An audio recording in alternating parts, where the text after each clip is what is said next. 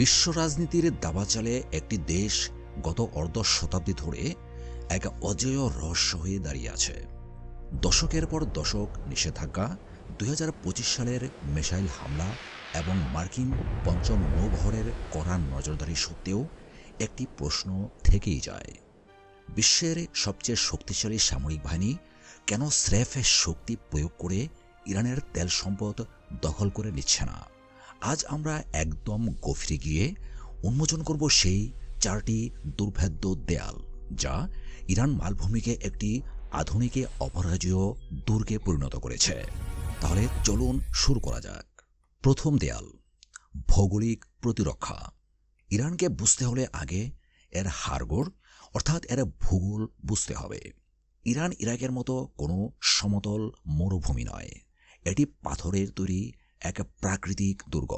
এর পশ্চিম ও উত্তর দিক দিয়ে বয়ে গেছে জাগ্রোস ও অ্যালবুর্জ পর্বতমালা, যার উচ্চতা কোথাও কোথাও 12,000 ফুটেরও বেশি। সামরিক পরিভাষায় এটি একটি দুঃস্বপ্ন।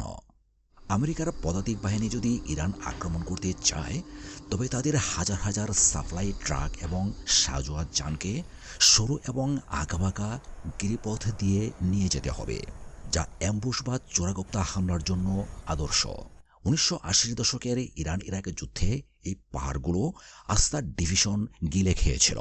কুয়েতের সমতল মরুভূমির মতো এখানে বিদ্যুৎ গতিতে ট্যাঙ্ক চালানো অসম্ভব।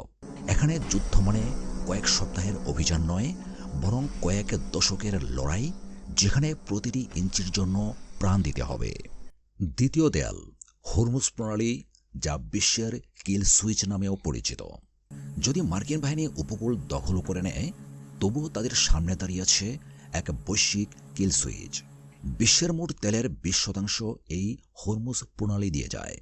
ইরানের নৌকৌশল আমেরিকার মুখোমুখি বড় যুদ্ধ করার জন্য নয়, তারা ব্যবহার করে মস্কিউটো ফ্লিট বা মশা বাহিনী, অর্থাৎ হাজার হাজার ছোট দ্রুতগামী নৌকা, সমুদ্র মাইন এবং উপকূলীয় অ্যান্টিশিপ মিসাইল।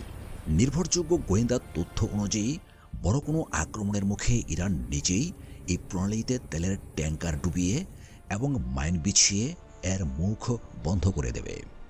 মাত্র 48 ঘন্টার মধ্যেই বিশ্ববাজারে তেলের দাম দ্বিগুণ হয়ে ব্যারেল প্রতি $300 পৌঁছে যাবে।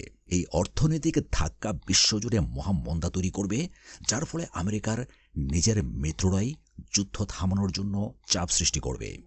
ইরানকে এই যুদ্ধে জেতার দরকার নেই, তাদের শুধু বিশ্বের তেলের চাকা থামিয়ে দিলেই চলবে। তৃতীয় দেয়াল, স্কর্চ আর্থ বা পোড়ামাটি নীতি। প্রশ্ন উঠতেই পারে, সরাসরি তেল ক্ষেত্রগুলো দখল করলেই তো হয়। এর উত্তর লুকিয়ে আছে অবকাঠামোর ভঙ্গুরতার মাঝে। তেলক্ষেত্র বা রিফাইনারিগুলো আসলে এক একটি বিশাল শক্তিশালী বোমা। ইরানের সামরিক বাহিনী স্কর্চ আর্থ বা পোড়ামাটির নীতি মেনে চলে। যদি দেখা যায় খুজেস্তান প্রদেশ বা তেলের মূল উৎসগুলো শত্রুর হাতে চলে যাচ্ছে, তবে আইআরজিসি নিজেরাই সেই কুয়োগুলো ধ্বংস করে দেবে এবং রিফাইনারিগুলোতে আগুন ধরিয়ে দেবে। একটি তেলক্ষেত্র দখল করতে কয়েক সপ্তাহ লেগে যায়, কিন্তু ধ্বংস করতে লাগে মাত্র কয়েক সেকেন্ড। আমেরিকা তখন কেবল জ্বলন্ত ধ্বংসস্তূপ আর বিষাক্ত ধোঁয়ার ভাগার দখল করে থাকবে, যা পুনরায় সচল করতে কয়েক দশক এবং ট্রিলিয়ন ট্রিলিয়ন ডলার ব্যয় হবে।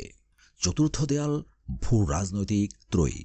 সবশেষে ইরান এখন আর একা নয়। 2026 সালে চীন, রাশিয়া, ইরান অক্ষশক্তি একটি কঠোর বাস্তবতা। চীন ইরানের প্রধান ক্রেতা এবং রাশিয়া তাদের উন্নত সামরিক প্রযুক্তির যোগানদাতা। আমেরিকা যদি ইরান দখল করতে চায়, তবে তা সরাসরি বেজিংয়ের সাথে সংঘর্ষের ঝুঁকি তৈরি করে। চীনের অর্থনীতি মধ্যপ্রাচ্যের জ্বালানির উপর নির্ভরশীল।